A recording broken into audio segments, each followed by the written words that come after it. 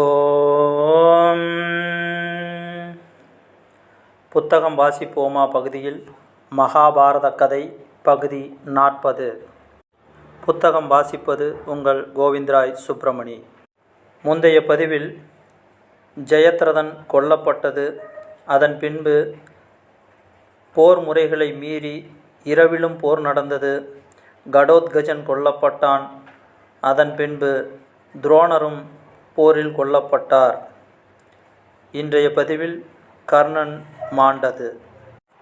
தர்மபுத்திரன் சொன்ன பொய்யின் பயனாக துரோணர் இறந்தபின் கௌரவர் பக்கத்துக்கு அரசர்கள் கர்ணனை சேனாதிபதியாக அமைத்து அபிஷேகம் செய்தார்கள். சல்லியன் நடத்திய திவ்யமான தேரின் மீது கர்ணன் ஏறி நின்றான். அவனுடைய தேஜஸ் மிகவும் பிரகாசித்தது. அவன் தலைமையில் மறுபடியும் யுத்தம் வெகு உக்கிரமாக நடந்தது. கோர யுத்தத்துக்கு தகுந்ததாக ஜோதிஷ நிபுணர்கள் பார்த்து சொன்ன முகூர்த்தத்தை நிச்சயித்து அர்ஜுனனும் அவனுக்கும் காப்பாக பீமசேனனும் தன் தேரின் மேல் அடுத்தடுத்தாற்போல் பின்புறம் தொடர இருவரும் சேர்ந்து கர்ணனை தாக்கினார்கள். துச்சாதனன் இதை கண்டதும் பீமனை எதிர்த்து அம்புமாறி பொழிந்தான். சிக்கினாய் துச்சாதனா என்றான் பீமன். செலுத்திய கடனை முதலும் வட்டியுமாக இப்போது தீர்க்கப் போகிறேன். திரௌபதியை நீ தீண்டிய போது நான் எடுத்த சபதம் இப்போது நிறைவேறப் போகிறது என்று பீமன் அவன் மேல் பாய்ந்தான். திரௌபதியை அவமதித்த பாபிஷ்டனை பூமியில் தள்ளி அவன் அங்கங்களை படபடவென்று ஒடித்தான். துன்மார்கனே, இந்த கையல்லவோ திரௌபதியின் தலை கூந்தலை பிடித்தது. அந்த கையை உடலிலிருந்து பீத்து எரியப் போகிறேன். உனக்கு உதவியாக யாரேனும் இப்போது வரட்டும். உன்னை காப்பாற்றும் திறமை வாய்ந்தவர்கள் யாரேனும் இருந்தால் வரலாம் என்று துரியோதனனுக்கு கேட்குமாறு சொல்லி கோப பரவசமாக துச்சாதனுடைய கையை பிடித்து இழுத்து எறிந்தான். பிறகு அவனுடைய இரத்தத்தை உறிஞ்சி குடித்து பீமசேனன் காட்டு மிருகத்தைப் போல் மிக கோரமாக காட்சி தந்தான். முடித்தேன். இந்த பாவியை குறித்து செய்யப்பட்ட சபதம் நிறைவேறிற்று. இனி இந்த துரியோதனனை பற்றியது எஞ்சி நிற்கிறது.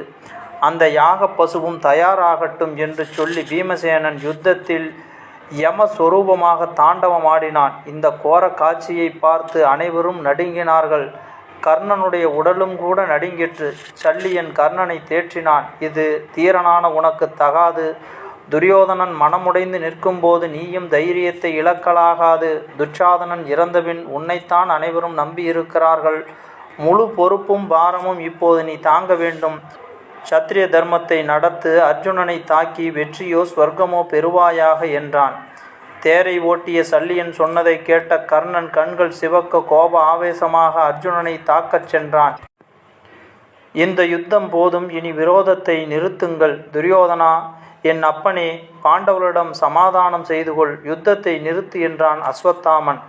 அந்த மூர்கனான பீமன் காட்டு மிருகம் போல் தம்பியின் ரத்தம் குடித்து கொண்டு பேசியது உன் காதில் விழவில்லையா? பக்கத்திலேயே இருக்கிறாயே, சமாதானம் ஏன், வீண் பேச்சு ஏன் பேசுகிறாய் என்று துரியோதனன் அஸ்வத்தாமனுக்கு சொல்லிவிட்டு சேனையை மறுபடியும் வியூகப்படுத்தி பாண்டவர்களை தாக்க கட்டளையிட்டான். அர்ஜுனனுக்கும் கர்ணனுக்கும் பெரும் போர் நடந்தது. விஷப்பாம்பின் வாயை போல் நெருப்பை கக்கும் ஒரு அம்பை கர்ணன் அர்ஜுனன் மேல் செலுத்தினான். கிருஷ்ணன் அந்த சமயம் தேரை தன் காலால் அழுத்தி 5 அங்குலம் தரையில் பதியச் செய்து அர்ஜுனனை காப்பாற்றினான். சர்பமுகாஸ்திரம் அர்ஜுனுடைய கிரீதத்தை தூக்கிச் சென்றது. ரோஷ வேஷம் கொண்டு அர்ஜுனன் வில்லில் அம்பு தொடுத்தான். அச்சமயம் கர்ணனுடைய தேரின் இடப்பக்கத்து சக்கரம் யுத்தகலத்தில் மண்ணில் புதைந்து சிக்கி கொண்டது. நில் நில், ரதத்தின் சக்கரம் இறங்கி விட்டிருக்கிறது. அதை தூக்கி நிறுத்தப் போகிறேன். பாண்டவனே, அதுவரையில் தாமதிப்பாயாக. நீ சத்திரிய தர்மப்படி போர் நடத்துபவன் என்று பெயர் பெற்றிருக்கிறாய். இந்த புகழை இழந்து விடாதே. நீ ரதத்தின் மேல் நின்று கொண்டு ரதமில்லாமல் தரையில் நிற்பவனாகிய என் மேல் பானம் செலுத்துதல் தகாது. இதோ சக்கரத்தை தூக்கி திருப்புகிறேன். அதுவரையில் போரை நிறுத்து என்றான் கர்ணன். கர்ணன் சொன்னதை கேட்டுக்கொண்டிருந்த கிருஷ்ணன், கர்ணனே, இப்போதுதான் தர்மம் என்பது உனக்கு நினைவுக்கு வருகிறதா? கஷ்டம் நேரிட்ட போதல்லவா நீ தர்மத்தை சிந்திக்கிறாய்? நீயும் துரியோதனனும் துச்சாதனனும் சகுனியும் திரௌபதியை சபைக்கு இழுத்தீர்களே, அப்போது ஏன் தர்மம் என்பது நினைவிருக்கவில்லை? சூதாட்ட சாமர்த்தியம் தெரியாத தர்மபுத்திரனை ஏமாற்றினீர்களே, அப்போது உன்னுடைய தர்மம் எங்கே போய் மறைந்தது? பிரதிஜைப்படி 12 வருஷ வனவாசமும் 13 ஆண்டு அஞ்ஞாதான வாசமும் முடித்தபோது யுதிஷ்டனுக்குச் சேர்ந்த ராஜ்யத்தை கொடுக்க மறுத்தது தர்மமா? அப்போது உன் தர்மம் எங்கே ஒளிந்திருந்தது? பீமனை விஷமிட்டு கொல்ல பார்த்த பாபிகளுடன் சதி செய்தாயே. அரக்கு மாளிகையில் தூங்கிக் கொண்டிருந்த போது குந்தி புத்திரர்களை சுட்டு கொல்ல பார்த்தாயே. அப்போது தர்மம் எங்கே போயிற்று? திரௌபதியை அநியாயமாக அவமதித்து அக்கிரமம் செய்த காலத்தில் பார்த்து கொண்டிருந்து சிரித்து சந்தோஷித்தாயே. அப்போது தர்மம் உனக்கு என்ன சொல்லிற்று? உன் புருஷர்கள் உனக்கு உதவவில்லை, வேறு புருஷனை தேடிக்கொள் என்று பதிவிரதைக்கு உன் நாக்கால் சொன்னாயே. அப்போது உன் தர்மம் எங்கே போயிற்று? பாலகனான அபிமன்யுவை வெக்கமில்லாமல் சூழ்ந்து கொண்டு பலரும் சேர்ந்து கொன்றீர்களே, அப்போது உன் தர்மம் எங்கே போயிற்று? கர்ணனே, பாவியே, தர்மத்தை ஏன் இழுக்கிறாய் என்று கர்ணன் கேட்டான். கிருஷ்ணன் இவ்வாறு சொல்ல கர்ணன் தலையை குனிந்து பதில் சொல்லாமல் மௌனமாக பூமியில் அழிந்து நின்ற தேரின் மேல் நின்று போரை தொடர்ந்தான். ஒரு அம்பு அர்ஜுனனை தாக்க அவன் சிறிதளவு அசைந்தான். அந்த சமயத்தை உபயோகித்து கர்ணன் தேரினின்று கீழே குதித்து சக்கரத்தை தூக்க பார்த்தான். தெய்வத்தால் கைவிடப்பட்ட கர்ணன் எவ்வளவு முயன்றும் சக்கரம் மேலே எழும்பவில்லை. அப்போது கர்ணன் தான் பரசுராமனிடம் கற்றிருந்த அஸ்திரங்களை நினைவுக்கு தந்து கொள்ள பார்த்தான். சாபத்தால் எல்லாம் மறந்து போய்விட்டன. அர்ஜுனனே, தாமதிக்க வேண்டாம், பாவியாகி இந்த பகையனுடைய தலையை வெட்டும்படியான அம்பை செலுத்து என்று அர்ஜுனனை மாதவன் தூண்டினான். பிரபுவின் அந்த வார்த்தையை மதித்து அர்ஜுனன் சூதபுத்திரனுடைய தலையை அம்பால் சேதித்தான் என்கிறார் வியாசர். தர்ம விரோதமாக நடந்த இந்த காரியத்தை அர்ஜுனனுடைய பொறுப்பாகவே விட்டுவிட கவிக்கு மனம் வரவில்லை. பகவான் கண்ணனுடைய செயலாகவே வைத்து எழுதுகிறார். மண்ணில் பதிந்து விட்டிருந்த தன்னுடைய தேர்ச்சக்கரத்தை தூக்கி கொண்டிருந்த சமயத்தில் கர்ணனை கொல்லச் செய்தது அந்த காலத்து யுத்த தர்மத்திற்கு முற்றிலும் விரோதம். அந்த பாரத்தை சுமக்க பகவானை தவிர வேறு யாராலும் முடியாது. தர்மத்துக்காக செய்யும் போரிலும் அதர்மங்கள் நடந்தேதான் தீரும். தேக பலத்தை செலுத்தி நடத்தும் போரின் மூலம் அதர்மங்களையும் அக்கிரமங்களையும் அடக்கலாம் என்று ஆசைப்பட்டு செய்யும் எத்தனங்கள் எல்லாமே வீண். அடுத்த தலைப்பு துரியோதனன் முடிவு. கர்ணன் யுத்தத்தில் கொல்லப்பட்டது அறிந்ததும் துரியோதனன் தீராத சோகத்தில் மூழ்கினான். துரியோதனுடைய நிலைமையை பார்த்து பரிதாபப்பட்ட கிருபர் சொல்லலானார். ராஜ்யத்தில் ஆசை வைத்து அதற்காக செய்ய வேண்டிய காரியங்களில் பெரும் பாரத்தை யார் மேல் வைத்தோமோ அவர்கள் அதை சந்தோஷமாகவே வகித்து யுத்தத்தில் தங்கள் உயிர்களை தியாகம் செய்து மேலுலகம் ஏகியும் விட்டார்கள். இப்போது நீ செய்ய வேண்டியது ஒன்றே, பாண்டவர்களோடு சமாதானம் செய்து கொள்வதே உன்னுடைய கடமை. அரசனே, வேண்டாம் இனி போராட்டம் என்றார். நிராசையான நிலைமையிலிருந்தாலும் துரியோதனனுக்கு இந்த யோசனை பிடிக்கவில்லை. பேடித்தனத்துக்கு இது சமயமன்று, போர் செய்வதே என் கடமை. நண்பர்களும் பந்துக்களும் இறந்துவிட்டபின் என் உயிரை நான் காப்பாற்றி கொண்டு தப்பிக்கொள்ளவா? அப்படி செய்தேனானால் உலகம் என்னை நிச்சயமாக இகழும். இகழப்பட்டு பிழைப்பது எந்த சுகத்தை அனுபவிக்க? சகோதரர்களும் பந்துக்களும் மாண்டுவிட்ட பின் ராஜ்யத்தை சமாதானத்தின் பேரில் காப்பாற்றி கொண்டு நான் என்ன அனுபவிக்கப் போகிறேன்? இவ்வாறு துரியோதனன் சொன்னதை படை வீரர்கள் அனைவரும் பாராட்டினார்கள். துரியோதனன் சொல்லுவது சரியான வார்த்தை என்று ஆமோதித்தார்கள். அதன் மேல் எல்லோரும் யோசித்து சல்லியனை சேனாதிபதியாக அழைத்தார்கள். சல்லியன் மகா பலசாலி. அவன் பராக்கிரமம் உயிரிழந்த தலைவர்களுக்கு குறைந்ததல்ல.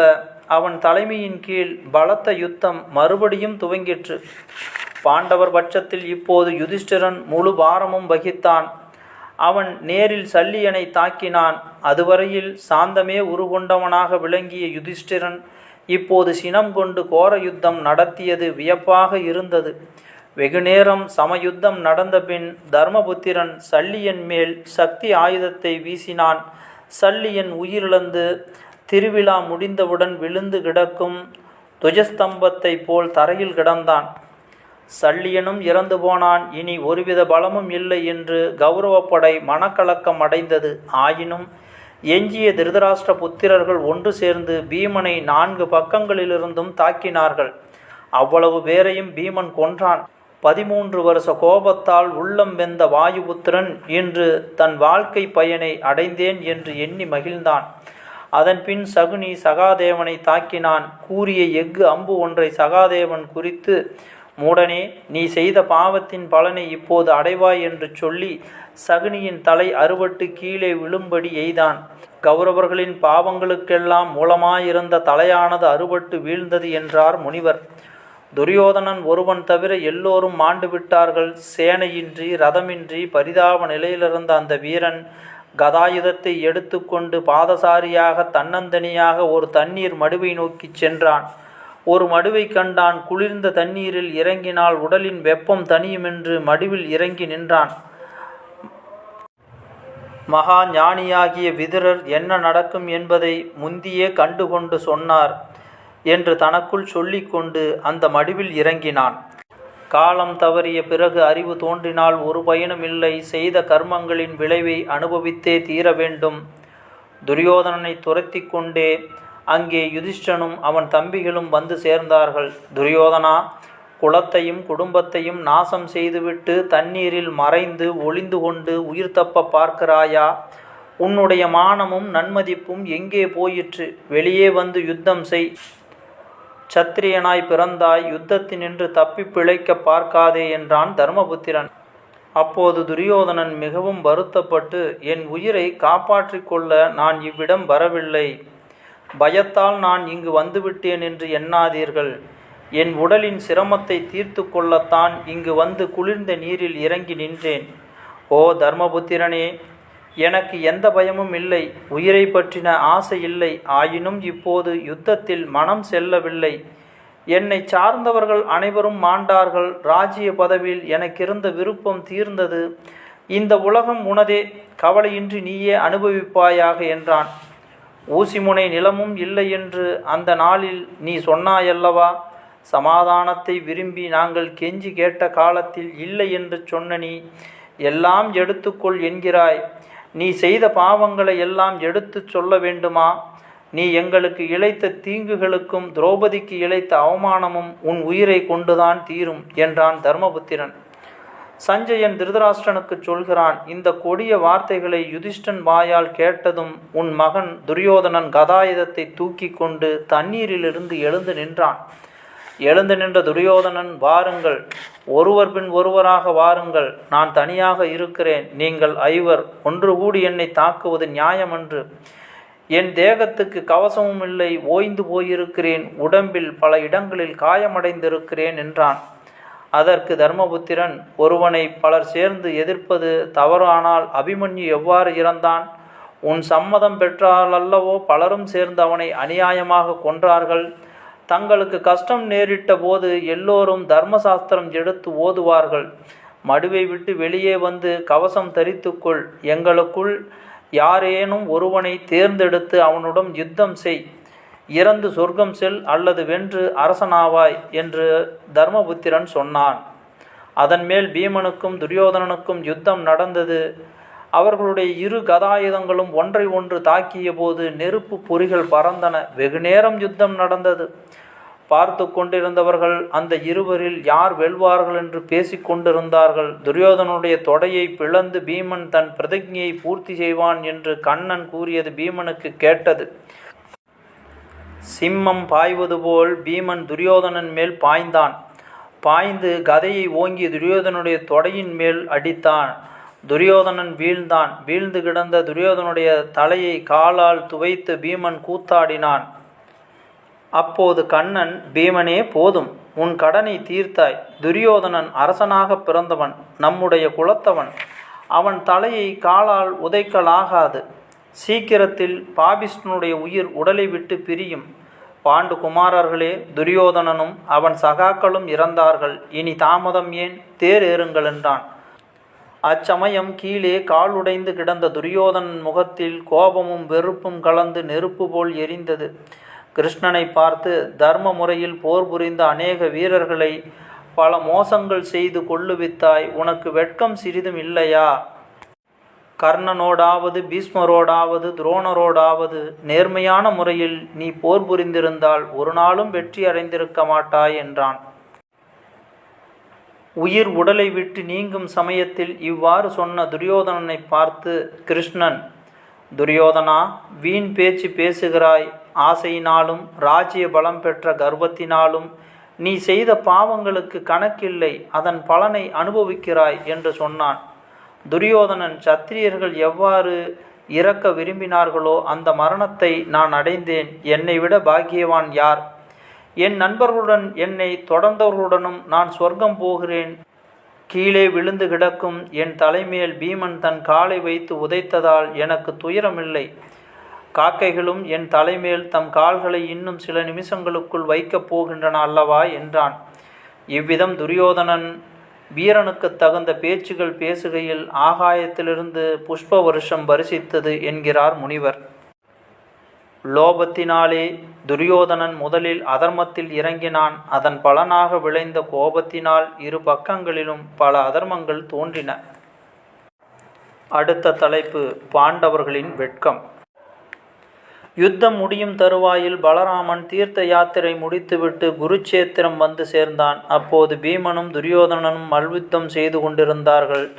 பீமன் துரியோதனுடைய தொடைகளை அடித்து பிளந்ததை பலராமன் பார்த்ததும் யுத்த முறை புறக்கணிக்கப்பட்டு அக்கிரமம் ஓங்கிவிட்டது என்று பலராமனுக்கு கோபம் பொங்கிற்று.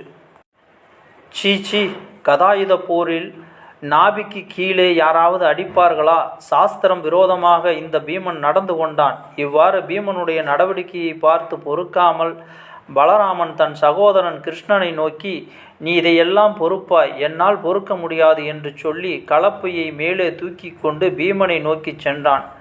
பலராமனுக்கு முக்கியமான ஆயுதம் கலப்பை. பலராமன் கோப ஆவேசம் கொண்டு பீமன் பேரில் பாயச் சென்றதைக் கண்டு கிருஷ்ணன் பயந்து வழிமறித்தான். பாண்டவர்கள் நம்முடைய மித்ருக்கள், நெருங்கிய பந்துக்கள். துரியோதனனால் மிகவும் துன்பப்பட்டவர்கள். திரௌபதியை சபையில் அவமதித்த போது பீமன் சபதம் செய்தான். இந்த கதையினால் துரியோதனுடைய இரு தொடைகளையும் நான் யுத்தத்தில் பிளந்து கொள்வேன் என்று பிரதிஜை செய்திருக்கிறான். இது அனைவருக்கும் தெரிந்த விஷயம். செய்த பிரதிஜையை காப்பாற்றுவது சத்திரிய தர்மம். தோஷமற்றவர்களும் நம்மை சேர்ந்தவர்களுமான பாண்டவர்கள் பேரில் ஆலோசிக்காமல் கோபிக்க வேண்டாம். கௌரவர்கள் செய்த தீவினையெல்லாம் வைத்து தர்மத்தை நிர்ணயிக்க வேண்டும். நிகழ்ச்சியின் மத்தியில் முந்தி நடந்தவைகளை மறந்துவிட்டு ஒரு காரியத்தை மட்டும் தனியாக எடுத்துக்கொண்டு தர்ம விமர்சனம் செய்வது பிழையில் முடியும். இப்போது கலிகாலம் வந்துவிட்டது. வஞ்சனை முறைகளை பல தடவை அனுசரித்து துரியோதனனை பீமன் இவ்வாறு நாபிக்கு கீழ் தாக்கியதில் குற்றமில்லை. இந்த துரியோதனனால் தூண்டப்பட்ட கர்ணன் அபிமன்யுனுடைய வில்லை பின்புறத்தில் நின்று அம்பு எய்தி அறுத்தான். தேரும் வில்லும் இழந்து நின்ற நிலையில் அநேகரால் தாக்கப்பட்டு அர்ஜுனுடைய குமாரன் கொல்லப்பட்டான். பிறந்தது முதல் வஞ்சனையில் புத்தி செலுத்தின இந்த துரியோதனன் குலத்தை கெடுத்த பாவியாவான். இவன் பீமசேனனால் கொல்லப்பட்டது அதர்மமாகாது. சபையில் செய்த பிரதிஜையை 13 வருஷ காலம் பீமன் நினைவில் வைத்து காத்தான். தொடைகளை பிளந்து கொள்வேன் என்று பீமன் செய்த பிரதிஜை துரியோதனனுக்கு நன்றாக தெரியும். மிகவும் துன்பப்பட்ட பாண்டவர்களோடு யுத்தம் செய்யும் துரியோதனனுக்கு பீமனால் இது செய்யப்படும் என்பது நன்றாக தெரிந்த விஷயம். இது அக்கிரமம் என்று எண்ணக்கூடாது என்று சமாதானம் சொன்னான். இவ்வாறு கிருஷ்ணன் வாதித்ததெல்லாம் பலராமனுடைய அபிப்பிராயத்தை மாற்றவில்லை. ஆயினும் அவனுடைய கோபம் தணிந்தது. துரியோதனன் வீரர்களுக்குரிய சுவர்க்கமடைவான். பீமனுடைய புகழ் நாசமடைந்து விட்டது. பாண்டுபுத்திரன் துரியோதனனை முறைதவறிய வழியில் அடித்தான் என்பது உலகத்தில் பெரும் பழியாக நிற்கும். நான் இவ்விடம் நிற்க மாட்டேன் என்று சொல்லிவிட்டு பலராமன் உடனே துவாரகைக்கு சென்று விட்டான். யுதிஷ்டரே, யாது காரணம் பற்றி பேசாமல் இருக்கிறீர் என்றான் கிருஷ்ணன். மாதவா, கீழே விழுந்த துரியோதனுடைய தலையை பீமன் காலால் துவைத்தது எனக்கு பிரியமான செய்கை அல்ல.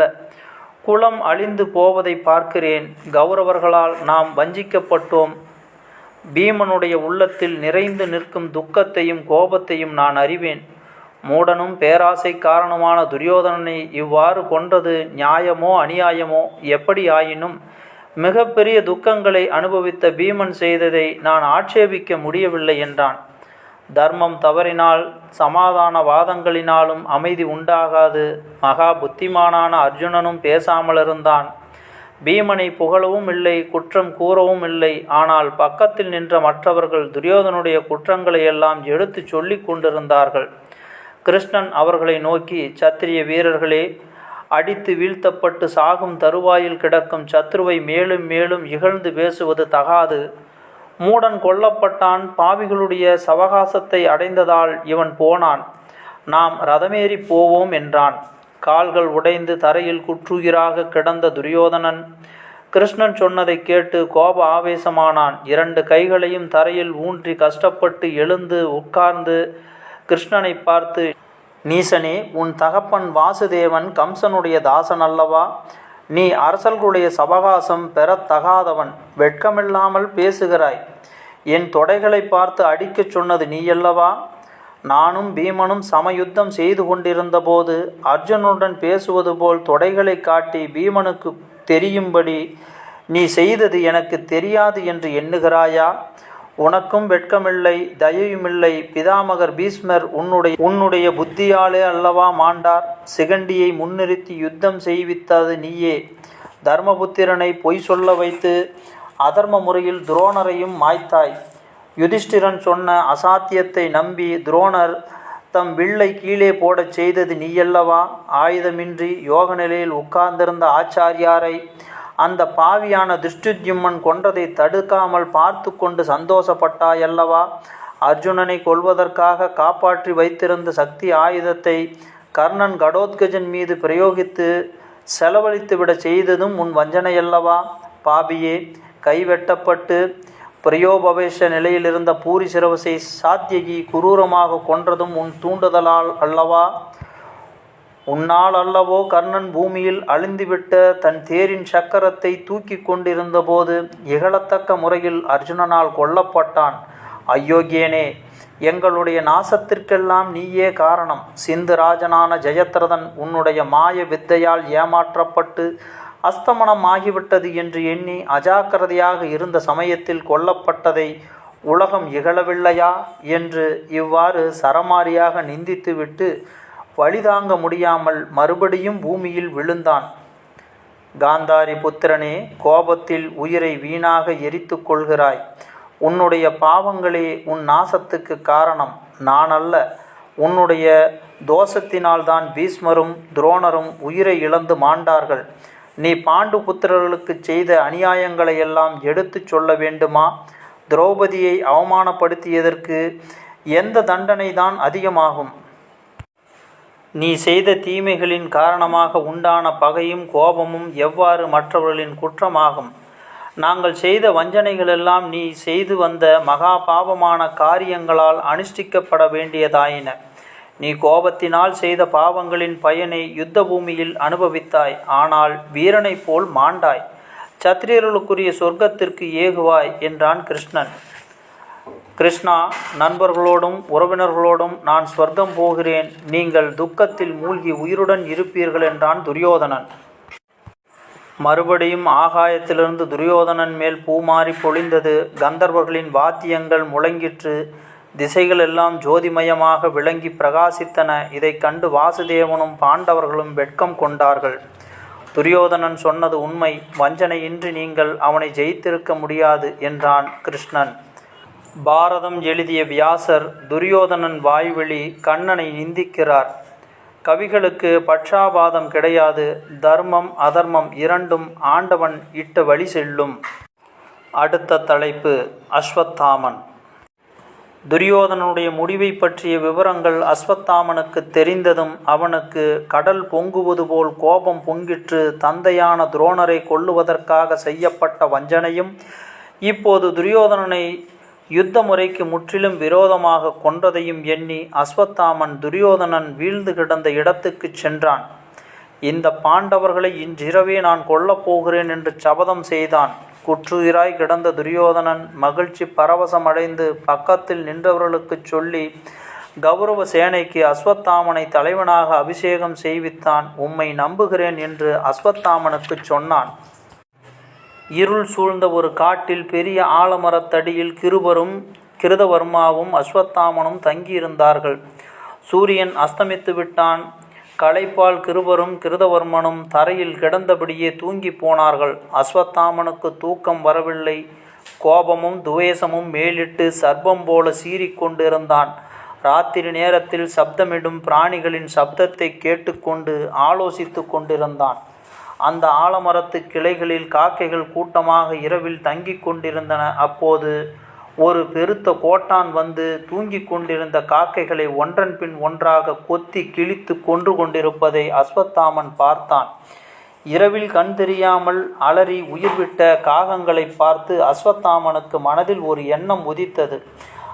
அந்த அதர்மாக்களான பாண்டவர்களையும் என் தகப்பனாரை கொண்ட பாஞ்சாலனையும் அவர்களை சேர்ந்த அனைவரையும் இந்த கோட்டான் காக்கைகளை கொன்றது போல பாசறையில் தூங்கி கிடக்கும்போது உள்ளே புகுந்து எளிதில் கொன்று விடலாம். பாண்டவர்கள் செய்த அதர்ம யுத்தத்திற்கு பிரதியாக செய்து பழி தீர்த்து கொள்வேன். இந்த பறவையால் நான் உபதேசம் பெற்றேன். சந்தர்ப்பத்திற்கு தக்கவாறு புது முறைகளை உபயோகிப்பதில் அநீதி ஒன்றுமில்லை. சத்துருக்கள் களைத்திருக்கும் நேரத்திலோ சேனாபலம் பிளவுபட்டு நிற்கும் சமயத்திலோ தாக்கலாம் என்று சாஸ்திரமே இருக்கிறது. பலம் இழந்துவிட்ட நாம் அவர்கள் தூங்கும்போது தாக்குவதில் என்ன தோஷம்? அவ்வாறு செய்தால்தான் அக்கிரமமான முறையில் வெற்றி பெற்ற இந்த பாண்டவர்களை நாம் இப்போது தோற்கடிக்க முடியும் என்று நிச்சயம் செய்து கொண்டான். இந்த எண்ணத்தை உறுதி செய்து கொண்டதும் கிருபரை எழுப்பி தன் தீர்மானத்தை அவருக்கு சொன்னான். அஸ்வத்தாமனுடைய யோசனையை கேட்ட கிருபர், இது முற்றிலும் தகாது, உலகத்தில் இதுவரை நடைபெறாத அக்கிரமமாகும். யாருக்காக நாம் யுத்தத்தில் கலந்தோமோ அந்த அரசன் கொல்லப்பட்டான். நம்முடைய கடமையை நாம் முற்றிலும் முறைப்படி செய்து தீர்த்தோம். பேராசைக்காரனும் மூர்க்கனுமான துரியோதனனுக்காக நாம் போர் செய்தோம், ஆனால் தோற்றோம். இனிமேல் இந்த காரியம் பயனற்று போய்விட்டது என்று நாம் விட்டுவிட வேண்டும். போய் திருதராஷ்டிரனை புகழ்பெற்ற காந்தாரியையும் யோசனை கேட்கலாம். அவர்கள் சொல்கிறபடி செய்யலாம். மகா புத்திமானான விதுரரையும் கேட்கலாம். அவர் சரியான யோசனை சொல்லுவார்கள் என்றான். அஸ்வத்தாமனுக்கு கோபமும் சோகமும் மேலும் அதிகரித்தது. மனிதர்களின் புத்திக்கு அவரவருடைய யோசனை அவரவருக்கு சரியாகவே தோன்றும்.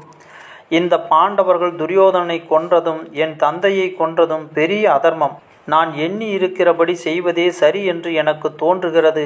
இதை செய்தால்தான் அரசன் விஷயத்திலும் பிதாவின் விஷயத்திலும் நான் கடனை தீர்த்தவனாவேன். இது என் உறுதியான முடிவு. இன்றிரவு பாண்டவர்களின் பாசறையில் புகுந்து கவசமின்றி படுத்து தூங்கும் திருஷ்டுத்யும்னனையும் பாண்டவர்களையும் கொல்லப் போகிறேன் என்றான். இதை கேட்ட கிருபர் மிகவும் துக்கமடைந்தார். உலகத்தில் மிக்க புகழ் பெற்றிருக்கிறாய். இதுவரையில் நிஷ்கலமாக இருந்த உன் புகழ் வெள்ளை துணியில் இரத்தம் தெளித்தார்போல் இதனால் கெட்டு போகும். தூங்கிக் கொண்டு இருப்பவர்களை கொல்வது ஒரு நாளும் தர்மமாகாது, வேண்டாம் என்றார். நீர் என்ன சொல்கிறீர்? இந்த பாண்டவர்கள் எல்லாம் ஆயுதங்களையும் கீழே எறிந்துவிட்டு உட்கார்ந்திருந்த என் பிதாவை தயையின்றி கொன்றார்கள். தர்மம் என்கிற அணையை உடைத்து எரிந்து விட்டார்கள். இனி என்ன தர்மம் மிச்சம் இருக்கிறது? தேரை விட்டு தரையில் இறங்கி மண்ணில் புதைந்து அழுந்திய சக்கரங்களை தூக்கி கொண்டிருந்த கர்ணனை இவர்கள் அதர்மமாக முறையில் தாக்கி கொன்றார்கள். பீமன் துரியோதனை நாபிக்கு கீழே அடித்து கொன்றான். இனி ஏது தர்மம்? பாண்டவர்கள் தர்மம் என்ற அணையை உடைத்து விட்டார்கள். வரம்பு கடந்து அதர்மத்தில் இறங்கிய நீசர்களை பற்றி ஏன் நாம் தர்மத்தை ஆராய வேண்டும்? என் பிதாவை கொன்றவர்களான பாஞ்சாலர்களை தூங்கும்போது கொன்று அதனால் நான் புழுவாகவோ பட்சியாகவோ ஜென்மம் எடுத்தேனானும் அதை நான் விரும்புகிறேன் என்று அஸ்வத்தாமன் முடிவாக சொல்லிவிட்டு குதிரைகளை பூட்டிய தேரில் சத்ருக்கள் இருக்கும் இடம் போக புறப்பட்டான். உடனே கிருபரும் கிருதவர்மாவும், அஸ்வத்தாமா, என்ன காரியம் செய்ய போகிறாய்? நீ தனியாக போகலாமா? நீ சென்ற வழியில் நாங்களும் செல்வோம். எந்த பாவமானாலும் சரி, அதில் நாங்களும் பங்கெடுத்து கொள்வோம் என்று அவர்களும் அஸ்வத்தாமனுடன் சென்றார்கள். திருஷ்டுத்யும்னது பாசறையை அவர்கள் அடைந்தார்கள். கவசத்தை கழற்றிவிட்டு திருஷ்டுத்யும்னன் நன்றாக தூங்கி கொண்டிருந்தான். தூங்கி கொண்டிருந்த வீரன் மேல் அஸ்வத்தாமன் குதித்து கோரமான முறையில் கொன்றான். அவ்வாறே எல்லா பாஞ்சாலர்களையும் திரௌபதியின் புத்திரர்களையும் ஒருவர் பின் ஒருவராக கொன்றான்.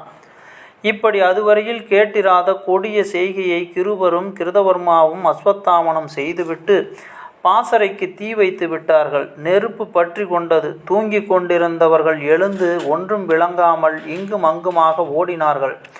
அவ்வாறு ஓடியவர்கள் அஸ்வத்தாமனால் இரக்கமின்றி கொல்லப்பட்டார்கள். நாம் செய்ய வேண்டிய கடமையை செய்துவிட்டோம். இனி நாம் சந்தோஷமாக துரியோதனிடம் போகலாம். அவன் உயிருடன் இருப்பானானால் அவனுக்கு திருப்தி உண்டாகும். இந்த செய்தியை சொல்லுவோம் என்றான் அஸ்வத்தாமன். அப்படியே துரியோதனன் குற்றுயிராய் கிடந்த இடத்துக்கு மூவரும் சென்றார்கள். துரியோதனா, இன்னும் உயிருடன் இருக்கிறாயா? உன் நெஞ்சம் குளிரும். நாங்கள் செய்து முடித்ததை சொல்கிறோம் கேள். பாஞ்சாலர்கள் அனைவரும் ஒளிந்தார்கள். பாண்டவர்களுடைய குமாரர்கள் மாண்டார்கள். இரவில் தூங்கிக் கொண்டிருக்கையில் சேனை முழுவதும் எங்களால் அழிக்கப்பட்டது. பாண்டவ பட்சத்தில் 7 உயிர்களே எஞ்சி நிற்கின்றன. உம்முடைய கட்சியில் கிருபரும் நானும் கிருதவர்மாவும் இருக்கிறோம் என்றான் அஸ்வத்தாமன். துரியோதனன், அஸ்வத்தாமரே, பிதாமகர் பீஷ்மரும் வீரன் கர்ணனும் செய்யாததை எனக்காக செய்தீர் என்று சொல்லிவிட்டு சந்தோஷமாக உயிர் நீத்தான். அடுத்த தலைப்பு புலம்பி பயனென்ன. அடுத்த பதிவில் பார்ப்போம். நான் உங்கள் கோவிந்தராஜ் சுப்பிரமணி. நன்றி, வணக்கம்.